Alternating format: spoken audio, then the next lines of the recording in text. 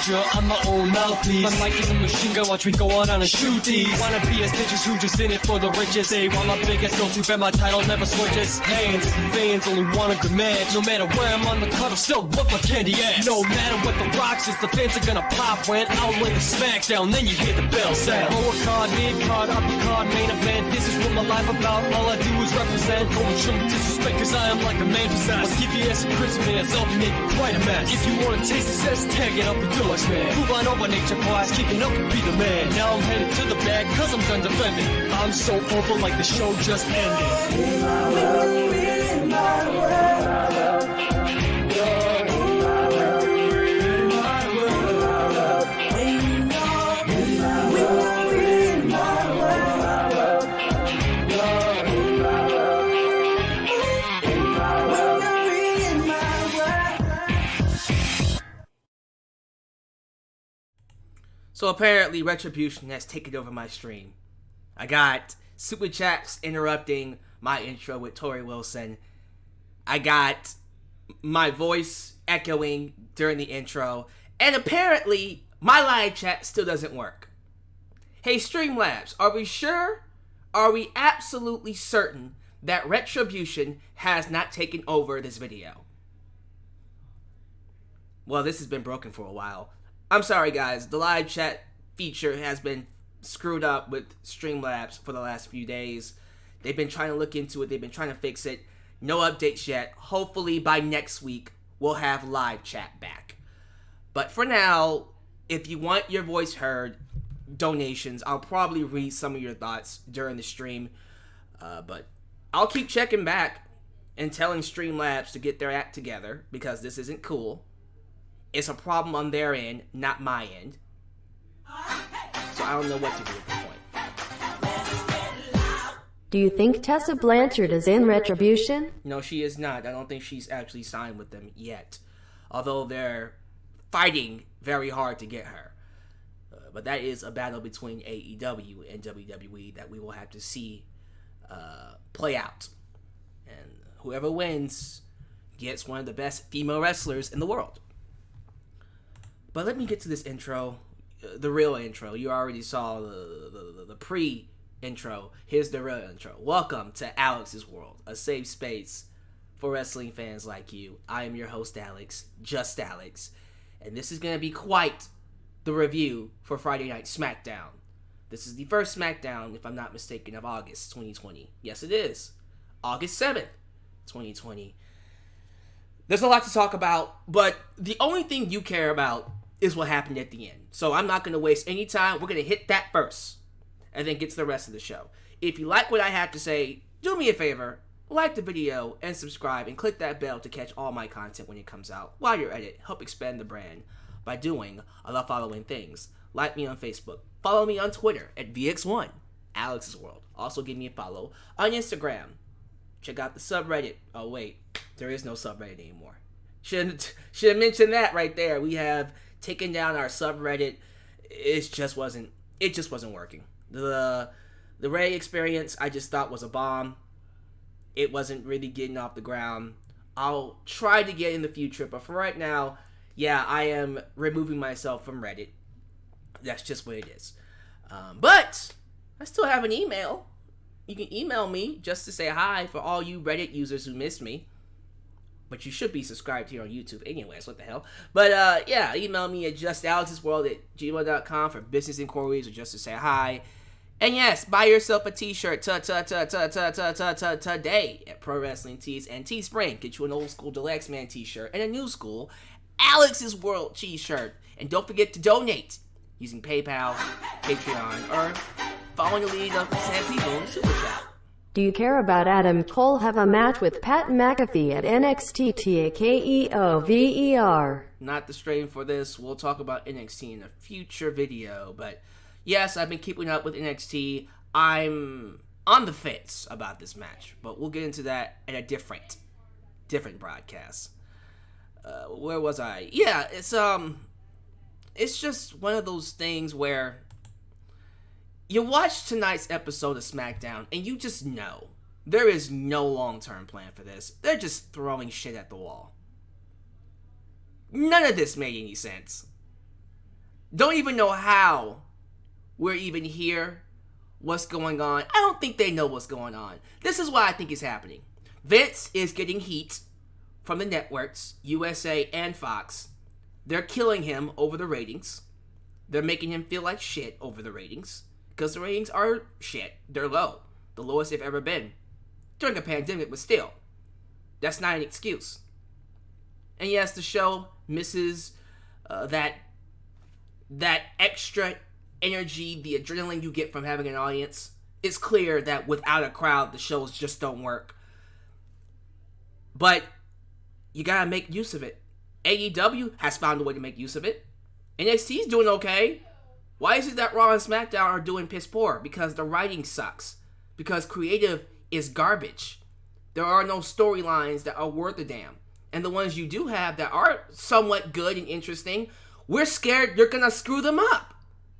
You have lost the faith and the trust of your audience, and you're expecting them to trust that these storylines that do look good on paper, do have some kind of legs to them.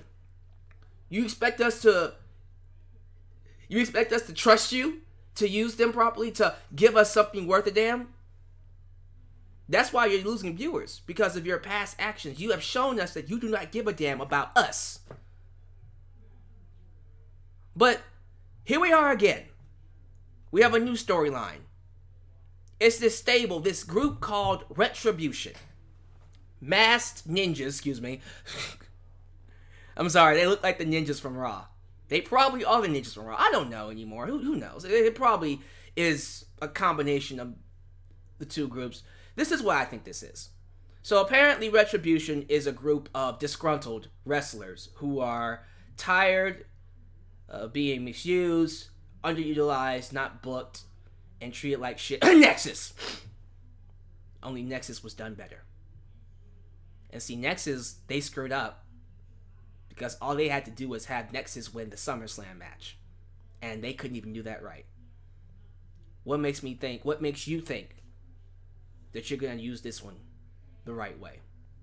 But Retribution is a group of unknown disgruntled wrestlers who are apparently anti-WWE, who want to see the destruction of WWE, who apparently are not just exclusive to Raw, but are crossing brands to SmackDown, Raw, and most likely NXT as well. This is going to be one of those warfares against the entire WWE, which I'm pretty sure is going to lead to some kind of a big blow-off match at Survivor Series, where Retribution would get their asses handed to them by WWE, because that's just how it is. That's just how it goes. Which is why I don't give a damn about this. Yeah, it was nice seeing them at the end of the show come in and basically destroy the set. They ran out the commentators. They went into the crowd and beat up the trainees, which was also a nice touch. Flipped over the table, got out a goddamn chainsaw, and started cutting the ropes. And then graffitiing, spray painting, WWE, and then anti-WWE kind of graffiti mark all over the set. Execution-wise, I'll admit, it wasn't done all that bad. It was interesting. And see, the wrestling fan in me, when I see angles like this, I go, ooh, it'd be really cool if some of these guys were NXT talent who see what WWE has turned into. It's not the WWE they grew up with. It's not the WWE of old. It's not the Attitude Era WWE. It's not the WWE that used to make them want to be wrestlers. It's this low-down, PC, embarrassing shell of itself. We got people in charge, executives who don't care about the fans, who don't care about anything going on. And everything that we do, that we see, is geared to pleasing one guy, Vince McMahon. It's geared to pleasing an audience of one. And it's killing WWE. And I would like to think that would be a nice storyline to build off of. We get wrestlers who have that same mentality, who are reflecting what we believe, and then they're the ones going in and destroying everything. Wouldn't that be cool? That would be a nice storyline. And how awesome would it be if those guys went to Survivor Series and did what Nexus couldn't do? They won. And how How great would it even be if this was tied into Raw Underground? See, now, I had to make it make sense. I needed to make sense this way. If it was tied into Raw Underground and the people who were, you know, involved in that thing were told to do this by Shane McMahon. And this is ultimately a plan for Shane McMahon to take over the company from Vince McMahon. Wouldn't that be a great storyline? And then we could use that if we had Shane beat Team WWE at Survivor Series and then he takes over the company. We can use that to go all the way to WrestleMania. And then do some kind of a brand shift or a shift in the environment. Change the way we do things here for WWE and Raw, which is something we've been asking for. I would love to think that is what this is. This is the beginning of a change for WWE.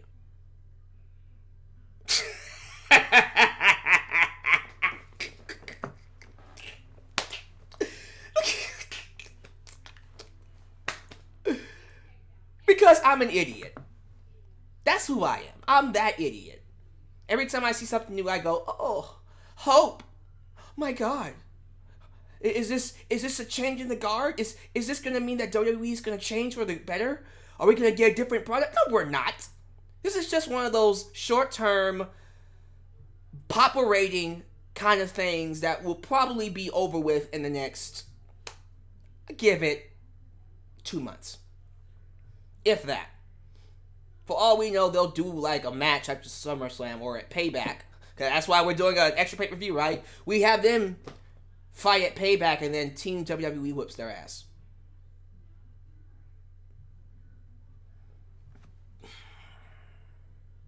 And then it leads to nothing. There is no connection to Raw Underground. Raw Underground is just its own thing.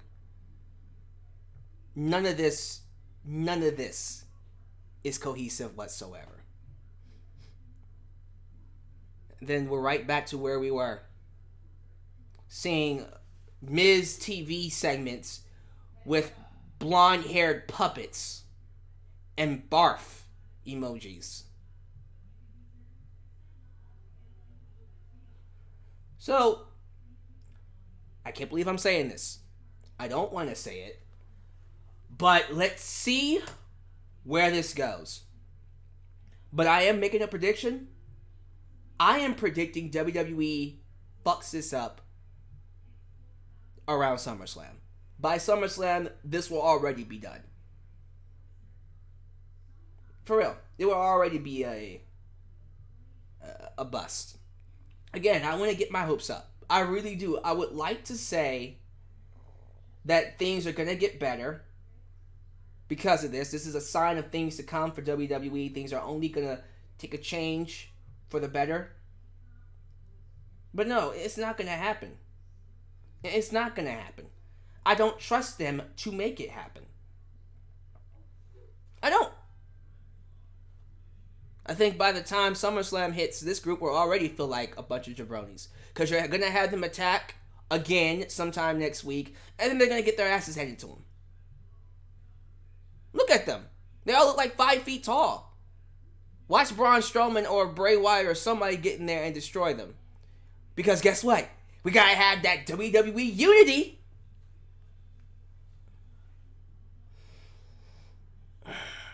So I pray that things get better. I pray this leads to something and it's not just another Aces and Eights. Where in the world is I'm in San Diego. Any guess who Retribution is? Any hints given? I do have my speculation on who some of the members are in the group. We have 2 females in there. One of them I know for sure is Vanessa Bourne. Because I saw her hair. Ain't nobody else got hair like that but Vanessa Bourne. So one of them is Vanessa Bourne. I guarantee you. I know that for sure.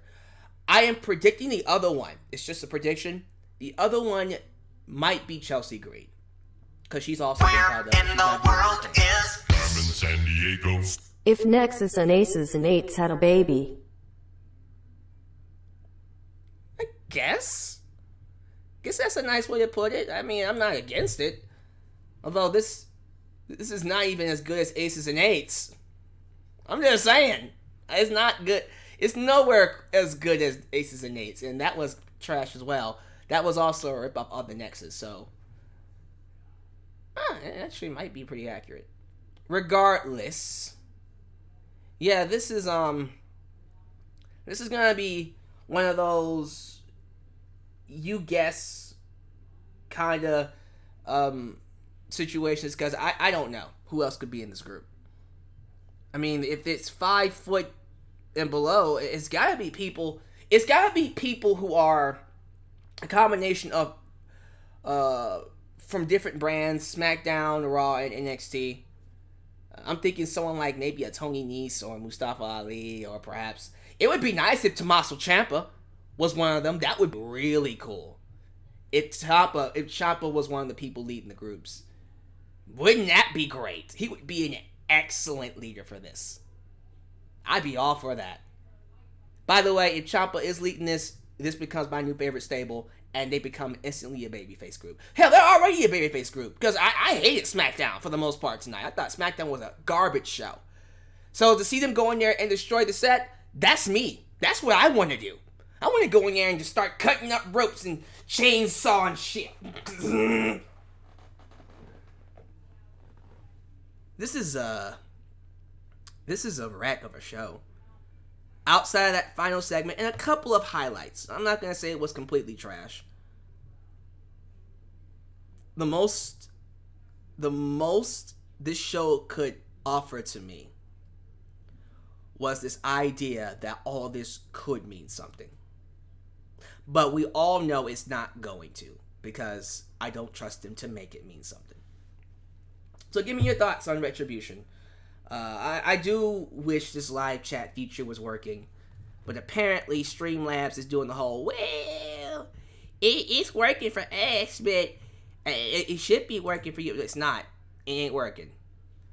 It's not working. And by the way, let me go ahead and send them that message while I talk about this next segment. So give me your thoughts down below about all of this, because this is stupid. This is stupid. It's stupid because it's just randomly happening out of nowhere. Just, at least with the Nexus. Here's the thing. With Nexus, you had months of them being embarrassed, of kiddie, stupid, embarrassing segments, of people losing, of games, and just nothing that would really say, take these guys seriously. You had a group of men who felt disgruntled, who felt embarrassed, and they just took it out on the entire roster. Nexus made all the sense in the world. Like, yes, you got embarrassed, so now you're taking what's yours. That's why the Nexus angle was so good. This was like, what the, okay, like, what is your issue? Again, unless it's simply, we are tired of Vince McMahon. We think Vince is destroying the company. This is not the WWE that we grew up with, and we want a change. And this is, again, I'm reaching. I am reaching. This is Shane McMahon. This is Shane McMahon trying to take the company away from his father. If that's what this is, I'm interested. Just a little bit. I don't know if that's what it is. That's me reaching. That's me reaching. But who knows? So let me just send this little message to Streamlabs. I have launched live chat, and it is still not working, because apparently, once again, Retribution is taking over my stream.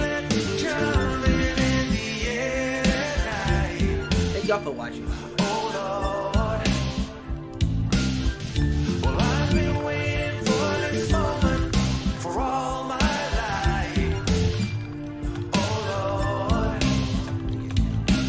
Rumor is Killian Dane and Danny Burch was there tonight. Could they be in the group along with Vanessa and Chalisa and Ciampa? Well, the launched group. So I have told I have told Streamlabs to look into it more. That's all the best I can do. Guys, again, just be patient with me on this live chat. I hate that it's not working. I was told that it would start working once I went live. It's not. It's not working. But let me get what BWROS said. BWROS says, rumor is Killian Dane, Danny Burch, Chelsea, Vanessa, and Tommaso Ciampa. Ooh. It'd be really cool if they did Danny Burch and Oney Lorcan. Danny Burch, Oney Lorcan, Killian Dane, Vanessa, Chelsea, and Ciampa. That sounds dope. That actually does sound pretty dope. I hope that's the case. Again, why do we do this to ourselves? It's gonna be crap. It's gonna be crap, because you know it's gonna be crap. It's WWE. There's no, wait, see what happens. History tells you that they're never, ever good at sticking the landing anytime they have something hot. So, let's move on. Let's just talk about the rest of this wonderful episode of SmackDown, because it was so good, right? We opened up with an edition of Firefly Funhouse. Bray Wyatt wants to address haters sliding into his DMs over what happened to Alexa Bliss last week, because Alexa Bliss got her ass handed to her. Yeah, the Fiend attacked Alexa Bliss. Yeah, a woman took a beating from a male, which doesn't happen a lot on WWE because it's PC. But, well, not Performance Center, you know what I mean. PC, God damn it. But it was nice to finally see that. Like, women can beat up men all the time, but women can't get their asses handed to them back. Screw that. So it was actually refreshing to see them do that angle. And Bray Wyatt let us know that the Fiend will be here tonight. We'll talk about that segment in just a second. So we had a total of 5 matches tonight. Of those 5 matches, 4 had interference. Of those 4 that had interference, 3 ended in DQ. Or it was tossed out. And then we had 2 matches that actually had a finish. And again, I'm the one idiot person that watched it, and I do it for you. I make stupid decisions for your entertainment. So you better be watching this, and you better be liking this video too. Of those matches that had interference, the first of the 5, or the 4 that had interference, was Matt Riddle versus Sheamus. And the match was solid. I feel like these two have, I don't know, they don't really have that much chemistry. You would think that these two would be a great match for each other, because it would be a brawl. It would be one of those hard-hitting, brute kind of matches. The stiff New Japan style. It wasn't. It was actually kind of underwhelming. But let's forget about the match. Shorty G, and they're still calling him Shorty G, which I hate. It should be Chad Gable. But Shorty G came out and attacked Riddle, giving him the victory by DQ. And then Matt Riddle proceeds to beat the shit out of Shorty G. Just making a joke of him. And then Shorty G then gets his ass handed to him by Sheamus. So what was the point of this? Why did you have him interfere? Why did you have Chad Gable interfere? Well, no, it's not Chad Gable. It's Shorty G, because he's a joke now. I'm done. If you're not going to take him seriously, then whatever. This joke of a character, Shorty G, got his ass embarrassed by not 1 but 2 people and laid out. He's a joke. He's done. This whole Shorty G experiment, it died. It's been dead, but it officially died tonight. So you turned him heel to have him get his ass kicked by 2 people. What's the point of all this? What are we doing? Again, like, this show is geared to pleasing one person. You know Vince McMahon. Look at him, he's short, getting his ass kicked by real men. God damn it, this is good entertainment. That's some good shit. Poor Chad Gable. Poor Chad Gable, man. One of the best wrestlers in the world today. A guy that any company would want and would make into a major star. But he decided to come to WWE. Poor guy. Poor guy. He was amazing on NXT. Then he got moved up. And then he was amazing on 205 Live. And then he got moved back up. Stupid. Ridiculous. But we're not done. We go backstage. We see Corbin and Sheamus having an argument. Because the story is... I have to explain this right. So, Shorty G is trying to get a bounty that King Corbin put on Matt Riddle's head. I don't know if anyone else is trying to get this bounty. It's just a bounty that only Chad Gable wants, or Shorty G wants. And apparently, Sheamus blames Corbin for Shorty interfering. And he now wants a piece of Corbin's ass. That sounded dirty. I don't give a shit. And so, I don't know what this means. I don't know. People are going to say, so did Sheamus turn babyface? I don't know. I really don't care at this point. I don't. Because I just don't know what's happening with SmackDown. Oh, it gets worse. We're not done yet. You think you're already confused? Miz TV. Oh, Miz TV. Miz TV. They do this. I can't believe I'm going to say this. I have to say this out loud. They do this thing where they have a hand puppet with blonde hair on the Titantron. And it's supposed to represent Mandy Rose's hair that got cut off last week by Sonya Deville.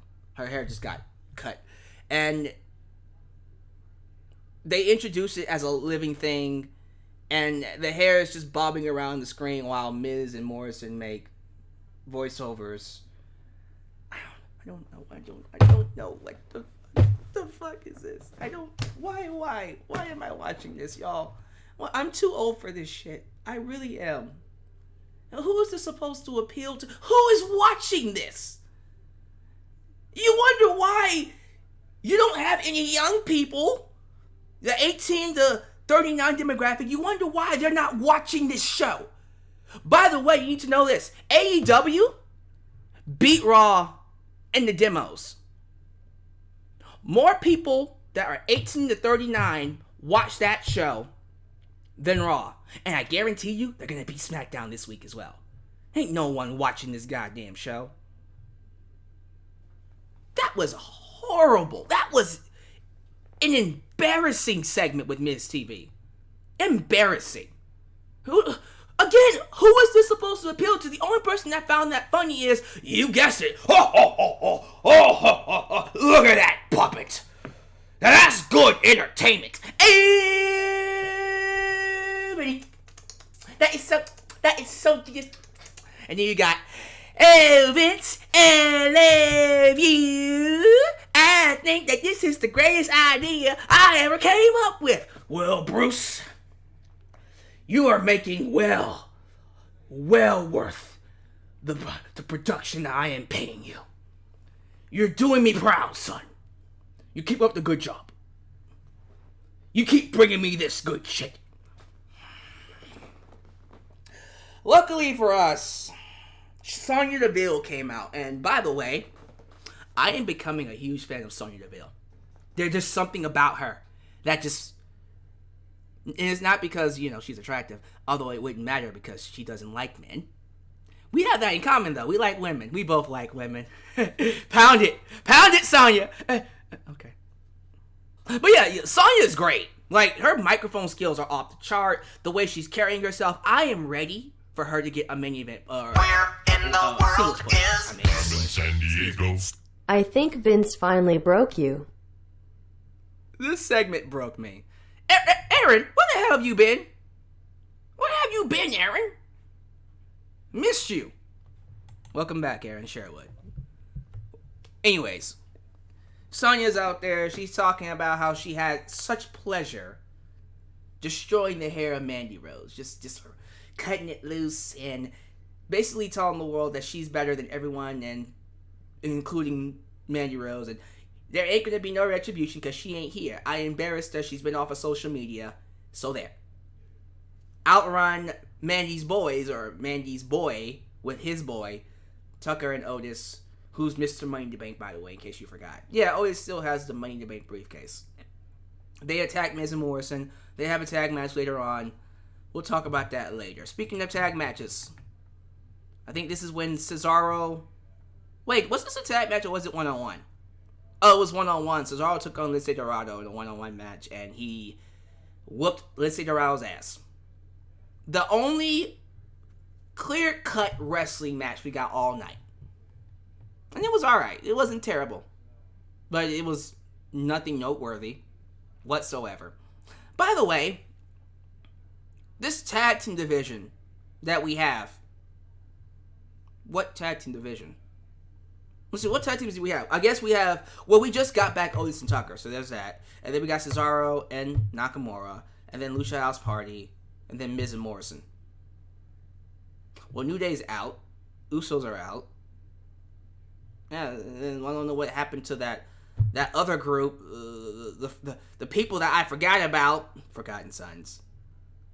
We were supposed to have at least 8 tag teams. Then it just dropped to about half during the pandemic. At first, we only had 2, but luckily we got Otis and Tucker back, so lucky us. You know? Yeah, let's move on. Oh God, not this segment. So, the Fiend comes out, right? We go to commercial break, we come back, and then we see Alexa Bliss just sitting there in the ring. Just right there. In red light, and we have that creepy music in the background. And then he's like circling her, like he's surveying his prey. Hannibal Lecter. Just surveying the prey. And then he waves his hand in front of her face. And I'm sitting there, Alexa, why are you just sitting there? Hello, Alexa. That's what I do. Well, since you asked, I thought my bank account got hacked last week, so I stopped with the super chats until I felt comfortable again. So, Aaron, are you saying you're back to take on Victor Velasco for the Super Chat Championship? Is this the Jeff Hardy comeback? We'll have to see. SummerSlam is coming up very soon. And his championship will be on the line. Now, where was I? Yeah. So. Alexa's just sitting in the ring. And the Fiend is just waving his hand. I'm just like, hello? You just gonna sit there and watch him choke your ass out again? Because I'm thinking, like, is she gonna run? Because after I got choked out, I'd be gone. No, Alexa didn't run. Matter of fact, when the Fiend goes to put his hand in her mouth again, she grabs his hand and she starts rubbing his face like, yes, do it again. Choke me, daddy. Choke me, daddy. I'm like, oh, okay, so Alexa likes it rough. Interesting. That's kind of rough. It's very rough. Like, he literally choked you out. And you're just like, choke me again. God damn it, choke me. So, yeah, we have a love angle. A relationship angle going on between Alexa Bliss and The Fiend. And everyone is just like, so is this like Beauty and the Beast? Like, is this Stockholm Syndrome? I'm pretty sure, I'm almost certain if the Beast would have choked Belle's lights out, there wouldn't be a Beauty and the Beast. This isn't Stockholm Syndrome. The Beast never hurt Belle.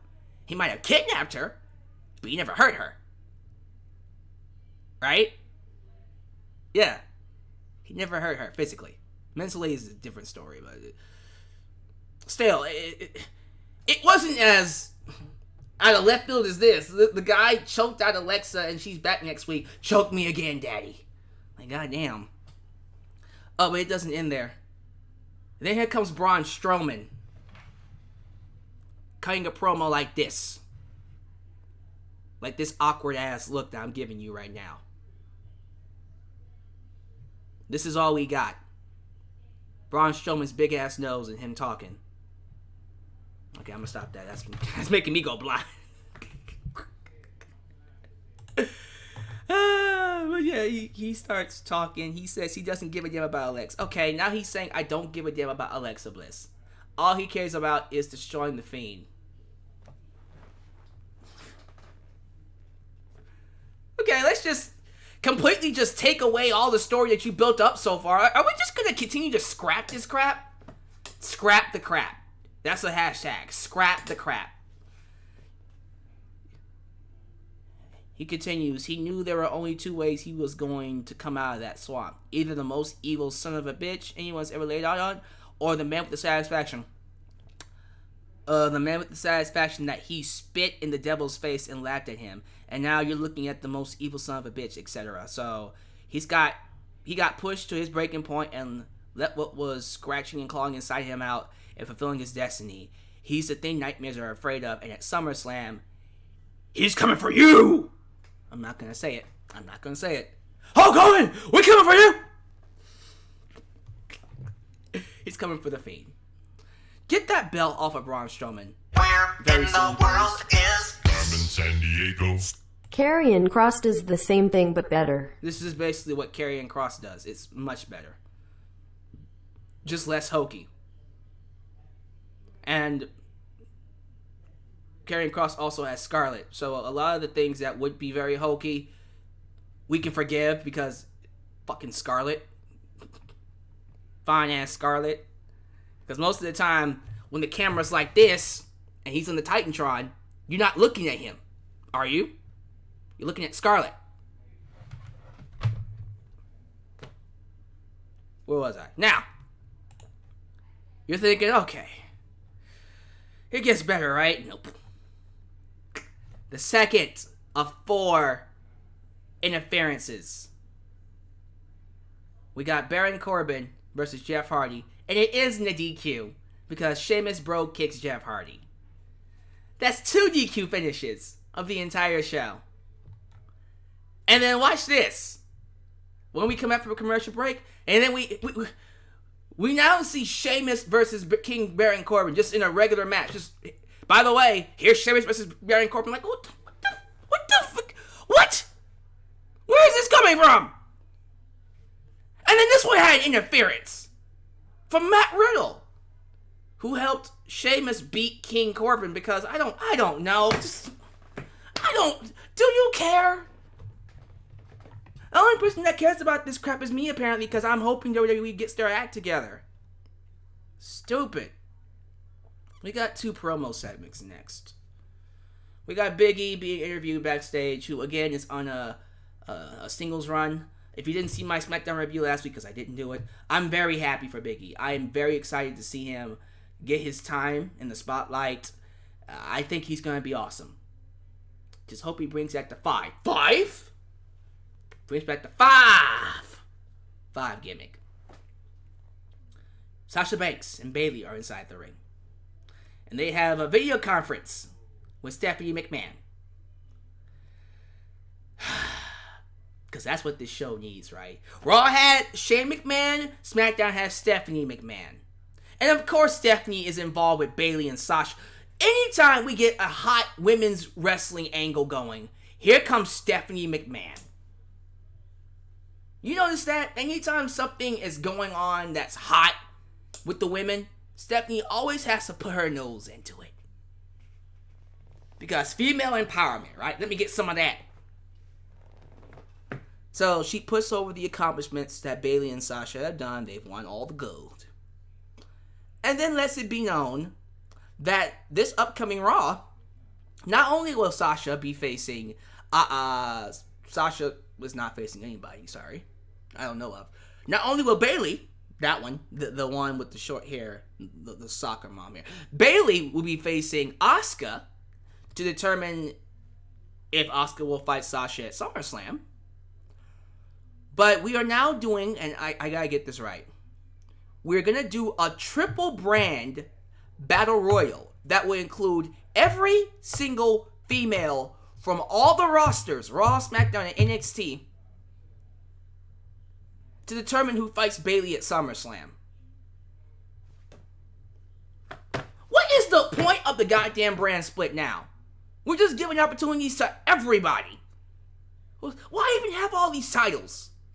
If we're just unify the belts. I'm at that point now where I'm like, just unify the belts. If we have to get people from different brands to compete for the SmackDown Women's title, just give all the belts to one person and just unify them. Because this is stupid. If you're asking me who will fight Bayley, I mean, you can't go to SmackDown because she's already beaten everybody on SmackDown. I guess you gotta go to, NXT, you have Rhea Ripley? Rhea Ripley? Something. Bianca Belair? Something. Shayna Baszler? Those are my top three. Rhea, Bianca, Shayna. More than likely, it will be either Bianca or Rhea. I want it to be Bianca Belair. That's what I want. It's not going to happen. More than likely, it will probably be Nikki Cross again, or some random SmackDown wrestler. It's not going to be Alexa Bliss because she's too busy getting choked out by the Fiend. Choke me, daddy! That should be a t-shirt. Choke me, daddy. Choke me, Fiendy. That's the new t-shirt for Alexa Bliss. I guess we'll have to see. But if I had to predict, probably Bianca Belair. If not Rhea Ripley. I'm telling you, when Rhea Ripley went pure blonde, I said, well, time for her major push. And then we got that tag match between Heavy Machinery and Miz and Morrison. Hey, hey, ho, ho. And somewhere in the match, Mandy comes out. And Mandy is sporting the Sunny look. She looks like Sunny from the 90s. And she looks good. She cut her hair short, and I'm like, damn. Well, damn. Okay, look at, she's rocking that 90s bob. I like it. She looks really good. I mean, she's always looked good. She's always looked very attractive, but yeah. So apparently, again, we're building to a hair versus hair match at SummerSlam between Mandy Rose and Sonya Deville. I'm cool with that. Matter of fact, I think Sonya will look great without hair. Just zzz. Yeah, they're going to cut her hair. Guys, look, Sonya Deville is about to do Batwoman, right? So she has to cut her hair anyways. So you know she's getting her hair cut. And that's going to be nice. It's going to look nice. Easily the best thing, the best feud going on when it comes to SmackDown right now is Sonya Deville and Mandy Rose. Because I'm not going to lie, it's because of Sonya Deville. I love her. I think she's amazing. I think her microphone skills are way above everyone else. And they waited this long to give her a shot. So let's get Psycho Sonya Deville this match with Mandy, cut her hair off, and then give her a major push to that Women's Championship. Because I'm ready for it. I hope you are too. And then we got the goddamn Retribution squad. So there you go. That's SmackDown. Again, outside of Retribution, this was a shitty show. And you know who I blame for it? You know how I blame for it? I blame you. Oh, this is all your fault. No. All you watching? Yeah, it's your fault. I do this for you. I blame you for making me watch this. For entertaining yourselves through my misery. This is your fault for not watching SmackDown. This is your fault for not watching Raw. Because now I'm getting goddamn ninjas all over Raw and SmackDown now. People walking out, destroying sets. Raw Underground, freaking Fight Club ripoffs, and goddamn puppets with hair on them. And Stockholm Syndrome, hardcore porn with Alexa Bliss getting choked out. Choke me, daddy! Choke me, Fiendy! And then close-up shots like this from Braun Strowman. Awkward as hell. Without Scarlett, by the way. This is your fault. I blame you for this. It's all your fault. I also blame you for this live chat not working. This is your fault too. No, it's not. It's Streammaster's fault. So, you want to make it up to me? You want to make it up to me? I need you to give me your thoughts about this. All 170 of you watching me. I want 170 comments. You better make this up to me. I want you to make it up to me. I want comments. I want your thoughts about this down below. About Retribution. About the shit stain of a show we got. I want it all down below. So thank you for watching. Hopefully this live chat business will be fixed by this weekend. Because this is dumb. This is stupid. Just like this show. Again, let's hope it leads to something. But I have no hope. And you shouldn't either. Just wait till they actually get it right. But thank you guys for watching. Thank you for making me a part of your day. Hope you guys have a great Friday night. Subscribe, like the video. Catch you guys next time. I'm out. Peace.